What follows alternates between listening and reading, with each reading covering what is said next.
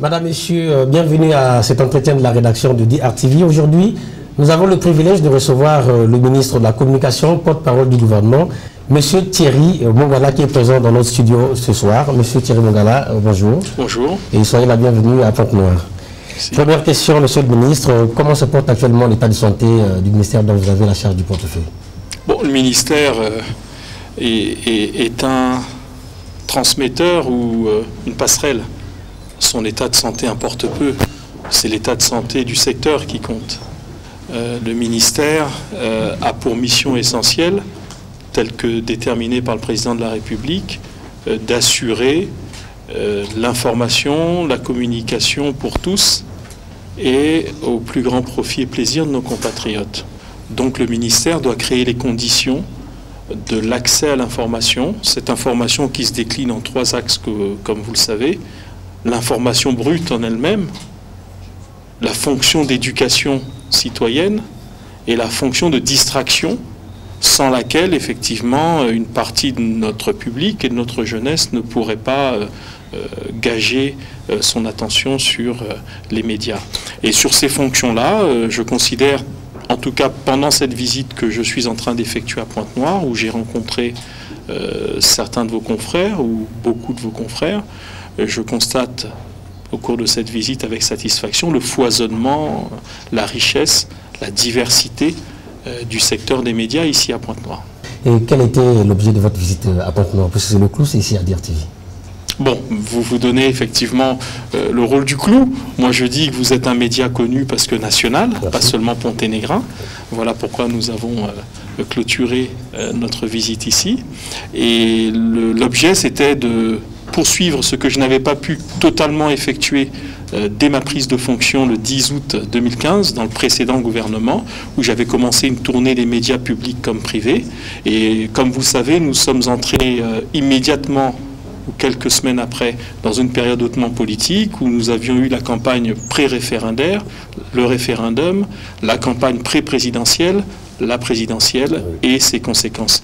Et donc, j'ai pendant cette période, qui symboliquement aujourd'hui est de 12 mois, puisque nous sommes le 10 août 2016 et j'ai été nommé dans le précédent gouvernement le 12 août 2015, il y a 12 mois, jour pour jour. Et donc, j'ai pendant cette période de 12 mois été davantage ministre, enfin plutôt porte-parole du gouvernement que ministre de la Communication, compte tenu de cette période politique que nous venons de vivre. Et là, je renoue par Pointe-Noire avec cette nécessité de faire la tournée des médias pour m'enquérir de la situation, échanger avec les agents, avec les dirigeants des médias concernés et renforcer, enrichir ma vision qui doit permettre l'enracinement de la politique du président de la République dans le réel. Parce que c'est en voyant le réel du secteur de la communication que nous saurons, au travers des objectifs du président de la République, les adapter de manière à ce qu'ils répondent aux attentes des usagers et des personnels. En faisant cette descente, Monsieur le ministre, qu'est-ce que vous avez remarqué dans les conditions de travail des journalistes? Est-ce que vous avez quelque chose à dire là-dessus? Bon, j'ai remarqué que selon les médias, il y avait des conditions de travail assez difficiles, hélas. Bon, vous êtes pour certains des médias privés, pour certains des médias publics. Je crois que moi je note au-delà des conditions difficiles de travail, une grande motivation, une grande abnégation des personnels, parce que il faut être passionné par son métier pour parfois l'exercer dans des conditions extrêmes en termes de, disons, de matériel, en termes d'équipement, en termes de locaux. Bon, ici, c'est pas l'endroit le pire que j'ai vu, mais je considère qu'il s'agit d'un enrichissement de ma réflexion et qui doit permettre que nous trouvions, nous, demain, parce que la réponse étatique concernera demain l'enrichissement de la portée de vos médias, leur capacité à être encore plus performants, et aussi l'impulsion que doit donner l'État pour renforcer et améliorer les conditions de travail. Et donc l'amélioration de ces conditions de travail passera, on n'en peut douter, par la subvention, Monsieur le ministre? Bon, là c'est un débat qui est un débat philosophique. Vous êtes, vous par exemple, un média privé. Est-ce qu'à travers le monde, les médias privés sont subventionnés par l'État? Ça pose une question qui est celle de la démocratie et du sens que nous donnons au mot démocratie. Dans la démocratie, il y a un pilier qu'on appelle le 4e pouvoir, qui est le secteur qui est le vôtre. La presse, 4e pouvoir, ne serait pas totalement libre et quelque part ne serait-elle pas enchaînée si elle était totalement subventionnée par l'État. L'État n'a pas vocation, parce qu'il n'a pas vocation à financer, donc à caporaliser les médias. L'État doit trouver les conditions de survie du secteur et de développement du secteur, à travers des mécanismes pérennes de financement de l'activité. Le principal vecteur de financement de l'activité de communication, ce sont les annonceurs et les publicitaires. Il faut donc que l'État crée les conditions que le secteur, sur le plan de son écosystème, eh bien, connaisse une possibilité d'accéder facilement aux ressources qui sont celles des annonceurs. Et c'est là le défi. Nous devons trouver le moyen de rendre cohérent le système relationnel entre les médias que vous êtes, qui avaient besoin de financement, et puis les annonceurs qui ont besoin que, justement, leur activité soit médiatisée, soit pour la vente de leurs produits et prestations, soit pour la couverture événementielle, comme on le voit souvent. Et donc nous devons arriver à trouver cet équilibre, et c'est le rôle de l'État. Ça devait aller de pair avec la grille tarifaire, qui devait être entériné par le ministère dont vous avez la charge. Bon, ça pose la question, vous avez raison, de la capacité que l'État doit avoir à mettre de l'ordre dans cette grille tarifaire.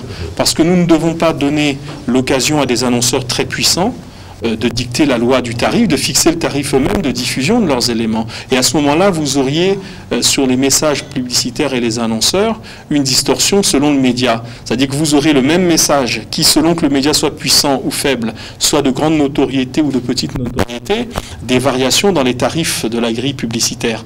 Quelqu'un ferait passer le même message à 10 000 francs, par exemple, quelque part, et à 100 000 francs dans un autre média. Donc, ce sont des distorsions qui relèvent du rétablissement de l'équilibre de la concurrence saine et parfaite. Et donc mon rôle, celui de l'intérêt général que représente le gouvernement, sous l'impulsion du gouvernement, du président de la République et de son chef de gouvernement, eh bien, il nous appartient de trouver les mécanismes pour assurer l'équilibre et l'intérêt général. Un volet important dans cet entretien, Monsieur le Ministre, la formation. Et dans votre programme d'activité, dans votre calendrier, vous avez prévu des formations pour les journalistes? Bon, les formations, je constate avec effectivement beaucoup d'attention. Partout où je suis passé ici à Pointe-Noire dans les médias, l'attention particulière apportée par les agents, tant techniciens que journalistes, à cette question de la formation. Bon, il s'avère que c'est effectivement une priorité. Il y a deux types de formations possibles, ou trois. Les formations continues internes au secteur, ou tout simplement internes à chaque média. Selon les capacités, auto-formation, transmission des compétences entre agents et entre collègues, ça se fait au niveau de vos médias respectifs. Il y a un autre niveau qui est celui de la coopération multilatérale. Nous avons, au niveau du système des Nations Unies, un certain nombre d'organismes qui accompagnent le gouvernement dans la mise en œuvre de la politique de communication. Je parle de l'UNESCO, du PNUD et d'autres organismes multilatéraux.